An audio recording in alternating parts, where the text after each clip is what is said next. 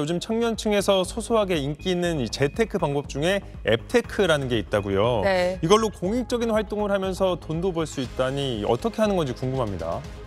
네, 일단 좀 보시면요. 이렇게 길가에 보도블럭에 지금 주차하고 있군요.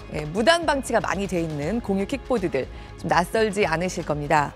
보기에도 안 좋고 또 보행로나 찻길가에 애매하게 걸쳐져 있는 것들은 사고 위험도 있고요. 프랑스 파리 같은 경우는 이런 여러 가지 문제들 때문에 주민투표를 거쳐서 공유 전동 킥보드를 지난 9월에 아예 도시에서 퇴출시켜 버리기도 했죠. 그런데 이렇게 킥보드 무단 방지로 인해 생기는 문제를 해결하는데 아주 약간의 수고를 보태는 것만으로 커피 쿠폰과 편의점 쿠폰을 지난 1년 동안 무려 167만 원어치나 챙긴 사람도 우리나라에는 있습니다. 어떻게 했느냐? 내가 전동 킥보드 사용자가 꼭 아니더라도요. 길에 무단 방치된 전동 킥보드를 봤다. 그러면 앞으로 일단 그 킥보드에 지금 화면에 나오게 될 태그 부품이 붙어 있는지 이겁니다. 먼저 한번 확인해 보시면 좋겠습니다. 붙어 있다. 그러면 스마트폰에서 플러스 팟이란 앱을 내려받으시고요. 앱 안에서 알려주는 인근의 전동 킥보드 스테이션에 그냥 끌고 가셔서 해당 충전기에 부착시켜 놓기만 해도요. 커피 전문점이나 편의점에서 이용할 수 있는 현금 마일리지가 쌓입니다. 먼저 앱을 내려받고 주변에 내가 주울 수 있는 킥보드가 있는지 찾아볼 수도 있습니다. 한 번에 최소 30원에서 최대 3,000원까지 일종의 즉석 추첨 방식을 통해서 마일리지를 넣어주는데요. 출시 후에 지난 1년 동안 지금까지 가입자 2만 4천 명 중에서 167만 원어치를 얻어간 사람도 있습니다. 네, 167만 원이면 결코 적지 않은데요. 네. 이게 전국 어디에서나 다 가능한 건가요? 네, 아직까지는 아쉽게도 그렇지 않습니다. 세종시와 수원시 그리고 울산에 합쳐서 242개의 킥보드 주차장에서 가능하고요. 이달 안에 용인 그리고 연말에는 전주에 142개가 추가될 예정입니다. 내년에는 인천과 안산이 예정돼 있습니다. 지방자치단체들이 기업과 함께 도심에 킥보드가 무단 방치되는 문제를 해결하기 위해서 내놨는데요. 일종의 게임처럼 쉬운 과제를 수행하게 해서 현금성 보상으로 이어지게 했더니 이미 도입한 곳들의 경우에는 킥보드 무단 방치 문제가 다소 해결되는 효과가 실제로 있었다는 겁니다. 20%에서 30% 정도가 실질적으로 이 충전 스테이션을 이용하는 거로 지금 저희는 파악을 하고 있습니다. 네, 꼭 이 지역들에 살지 않더라도요.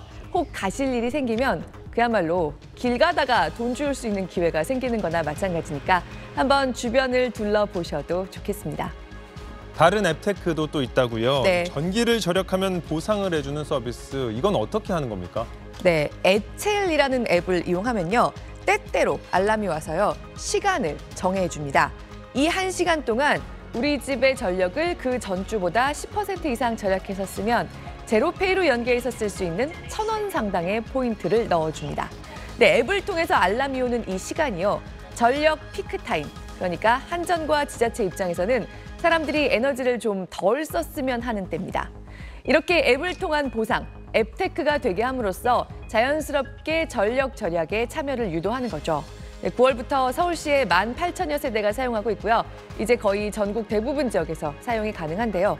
단, 내가 아파트에 살고 그 단지가 이 에첼 앱을 사용한다는 협약이 맺어져 있어야 합니다. 우리 단지가 참여 중인지 한번 확인해 보셔도 좋겠습니다. 딱 1시간씩이라서 사실 그렇게 어렵지 않게 포인트를 받을 수 있거든요. 이것도 지자체와 기업들이 함께 하는 사업이고요. 현금성 보상은 대체로 기업에서 나옵니다. 그럼 기업은 왜 돈까지 줘가면서 이런 사업을 하는지가 궁금해지죠. 궁극적으로는 이런 앱테크를 개발하는 회사들이 플랫폼 사업 확장의 기회를 노리는 겁니다. 게임 같은 과제와 현금성 보상으로 참여를 유도하고 플랫폼에 익숙해지게 하면요.